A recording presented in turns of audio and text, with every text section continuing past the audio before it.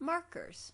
Markers are basically a credit line that players are allowed to take. The player can take out a marker before or during the hand. Usually the player will walk up to the table and hand you their player's card while asking for a marker of a specific amount. Notify the floor by calling out "marker." He will come over to your table, and that is when you'll give him the player's card while telling him the requested amount. If the player hasn't exceeded their credit limit, then the floorman will gather some lammers and place them on the table near the discard rack. Place the lammers on the left side of the table and then take the indicated amount out of the rack. Prove your stack and then look at the floor for approval before handing the stack to the player. Place the lammers in the rack and continue dealing the game like normal. 5 to 10 minutes later, the floorman will hand a clipboard with paperwork for the player to look over and sign. Then the floorman will hand you the same clipboard and you will need to verify the information on the sheet. If everything is correct, sign the paperwork. If not, tell the floor.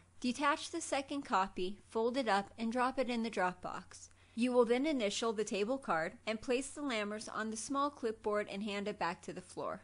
Redemptions. Sometimes a player will walk up to your table and tell you, "I want to pay off my marker." Call over the floor by saying, "Marker down." When you get the approval from the floor, bring the checks to the center of the table and prove them to the cameras. If the player is paying in cash, then convert it to checks. When the floor brings over the lammers, place them on the left side of the table, and then you will get paperwork that you will need to verify. If everything is correct, then sign off on it. If not, then inform the floor. Detach the redemption slip, fold it, and drop it in the drop box. Initial the table card. Put the lammers on the clipboard, and then give it back to the floor. And then put the checks in the rack.